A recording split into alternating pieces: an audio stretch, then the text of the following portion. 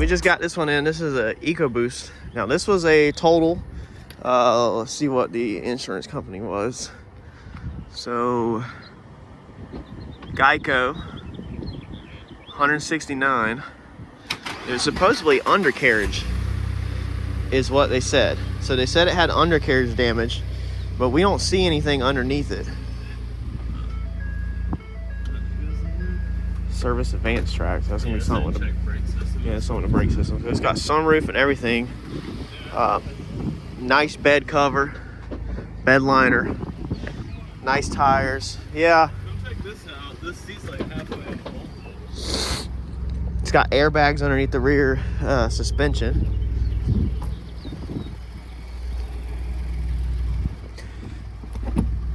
Oh yeah, some. See bolts out right here too. Or actually, I guess that one comes from the top down. It's also got an exhaust leak. Yeah, but I don't see anything wrong under here to total the vehicle out over. I wonder if we pulled the seat out. I wonder if the Ford like kicked over as long as I said this piece is also broken. Maybe. But I mean, I don't see anything right this second besides a bunch of nastiness. Huh. You got zip ties all in the headliner. Wonder if it's got airbags in it. It should. Upper caps out of it. Man, this is weird. This is super weird. So y'all, I bought this as the airbag is in there. I bought this as a possible parts truck because it looked too good to be true. Look underneath here. And it's even got upgraded shocks.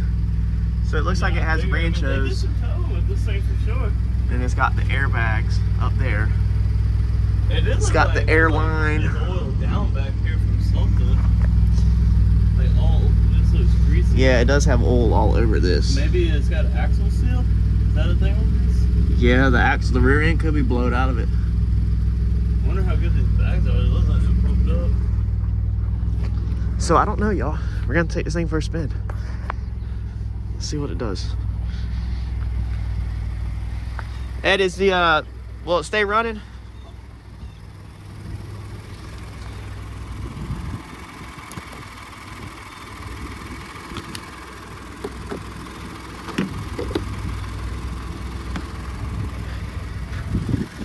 All right.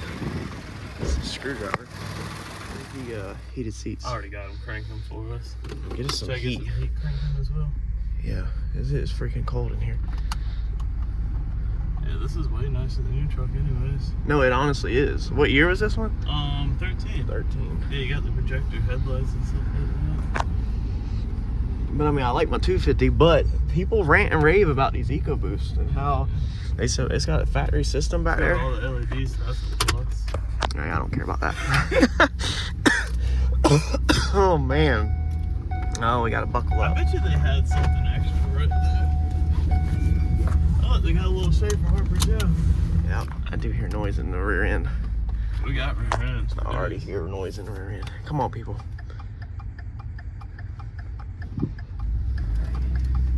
Yeah, we got a couple rear ends. Don't hit the gas too hard. This whole seat might fall back. You got no bumps. What is it? That's the rear end, ain't it?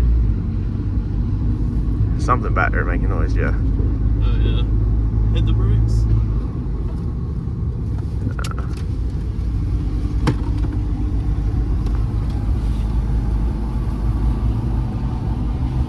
Now I do hear some brake noise from the front too. It sounds like that rear end's making noise. There's something making noise. Hear them turbos? Yeah, that's crazy. I mean, that thing's got good acceleration. I didn't floor it. I only have maybe 25% throttle. Yeah, man, it's got the tow hole with it too for tow. I think that's just your brakes rubbing up here. Back there, I think that's like gears or something. So this thing literally is driving. Wow. Good too, that no shakes or anything. Wow. Factory trailer brake controls. I mean, it's got everything. This is really, honestly, man, I wonder what this thing would tow my trailer like. And the cool thing about this one, y'all, is that it's not a stubby bed. So we went over that. Ed, buckle up so everybody don't have to listen to your dinging. We went over that in a few minutes ago, which would have been yesterday, the differences between the beds. So obviously the shorter the vehicle is, the more unsturdy it's going to be. Thought I heard something in the rear. The more unsturdy it's going to be when towing. So this one has the middle size bed, so it's not a stubby, so it puts a little bit more wheelbase on the truck. Definitely some noise coming from the rear end. It sounds like. If I was, I mean, we'd have to at least check the fluids out in it, no matter if we sell it or keep it, to make sure it's got fluid in it. I mean, it could just be a slow leak over 170,000 miles. Yeah, yeah, yeah. Yeah, because it's got the differential option as well. And the FX4 had that. Correct. See how Ed keeps me straight on what my truck's at. My brain's in a whole nother field than his. All right, well, I think we'll get this thing cleaned up today and together, and put it on a jack stand and spin the rear end, you know, put it in gear Ed, and see what noises we have coming on. If that's just, that might just all be brake shield. I don't know, it sounds pretty bad back there. No, that does sound like brakes, because I'm applying the brakes and it's making, but it's like not really letting off. I don't know. We're gonna pull it inside and see what we got, and go from there. Yeah, you can hear it in the rear end. Yeah, something. That's either brakes. Oh, it does have, yeah, there's a lot of metal built up on the rims, Ed, back here. I think that's gonna be a brake. I mean, there's a, actually there's a ton of grease and metal, so it might be an axle seal. The axle could be good. It might just be an axle seal. Yeah, because this side is clean. Yeah, I think we're gonna have an axle seal issue, unless that's brake fluid. Oh yeah, and it did say something about the brake system. Yeah, we'll figure it out. Pull it around. Yeah.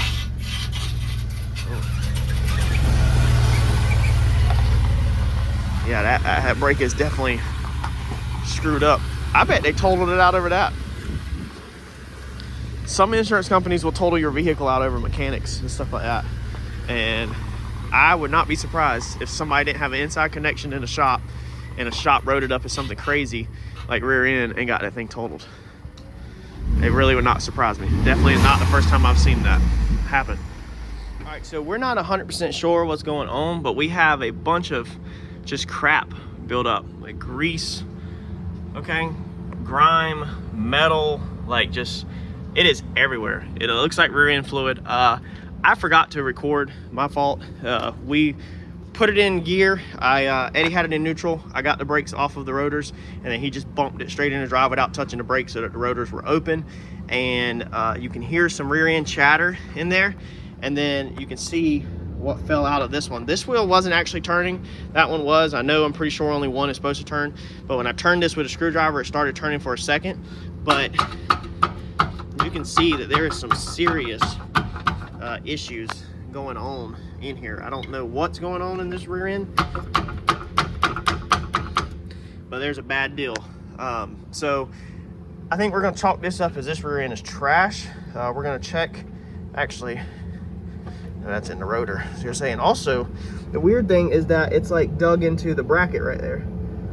So I think that this bearing is trashed in this side, and that's making the rotor go up, and that's the reason why the rotor has dug into the caliper bracket right there, is because this bearing is trashed. And see if, I'm holding the phone, see if you can pull up on that, wiggle that, see if you can go up and down. On the studs? Yeah. With my hands? Yeah, whatever you want to do. Yeah, look at that. Oh yeah. Yeah, so you can see it now. So the bearing is completely trashed in this side. So this axle, I don't know if the axle's trashed, but since we have axles, it's faster for us probably to just change the axle out than it is to redo bearings and seals and all that. So we're gonna check what codes we have outside, see if we have the same gearing, and started cleaning this thing out. Ed went to pick up the 6.2 from the alignment shop. We've got the frame outside, but we swapped axles, so I wanted to make sure the axle on that one. Look how nasty this thing is. You can't really see. I vacuumed all this over here. This truck's nasty. Anyway, the frame that we got outside and this is the same exact axle, so we're about to swap axles. Let's get at it, boys. All right, so we already got that rear end swapped in. Ed's hooking up the last the last e-brake line, about to bleed the brakes. That was pretty fast. It was like an hour, I think, from taking it out of that frame. I have to look at the timestamp when I edit this, but yeah. Bleed the brakes, put this thing back on tires, and see how it drives now. Well, would you look at that? We are back up and running and driving, and no rear end noise at all. Everything feels good. There's like a clunk, kind of like a rattle, but I think that's that bed cover back there rattling around, honestly. But it's only like when you hit a bump. But man, everything sounds good and feels good. Got a brake light on the dash. I'm not 100% sure what that is yet. I scanned it, but there wasn't no real code. It was just giving me a B code, a memory code. So we're gonna finish cleaning this thing up real fast the rest of the afternoon, and I'm gonna drive this thing home and start driving it and get a feel for it. And I think I'm gonna drive this thing to the racetrack Sunday, maybe. We should be taking the car to the racetrack Sunday, and if I like this thing, if it tows my race car good, we're probably gonna sell to the F250 6.2, and we're gonna be back in a 150. We'll see. It's gonna be funny if a V6 tows better than a 6.2. Man, y'all, I'm over this cold weather here. We are on the beach, man. We are not supposed to still be having this kind of cold weather in March. As you can see, we're driving a truck this morning. I drove it home last night. No issues really. I had ABS lights all over the dash, or some ABS and brake lights. Put it on the battery charger overnight last night, and this morning, as you can see, I have no more ABS, no more brake lights. I didn't clear anything or anything like that. So I think just that battery being a little weak was definitely messing with the ABS system. A lot of these are just like race cars. They need full voltage for everything to work properly. These newer vehicles nowadays are sensitive to voltage sometimes. Yeah, all we have is the tire, the low tire light. And yesterday we also had I think a TPMS failure, which would be, you know, a tire monitoring system. That could have also been voltage, I guess, because now we just show a low tire. So hopefully we'll put some air in the tire, whichever one's low, and hopefully we will have no lights on the dash at all, and we'll be good to go, man. I'm pretty stoked about this truck. It's been a very long time since this has happened to me, since I have bought one from the auction that didn't look like it needed anything, and it actually really didn't hardly need anything. And the lucky factor of this one is the fact that I had the freaking axle right there on the trailer already, you know. So it was just pure all around a lucky draw. That just normally flat out does not happen to me. So I'm stoked, man. It's a nice truck. Everybody I talk to says that these things pull absolutely amazing, and that they will definitely impress you. So we'll see what it does, but we probably going to be keeping this thing if it pulls as good as everybody says it will. And a lot of people say put a tuner on it and it'll wake it up even better, and then I won't be disappointed, but we'll see.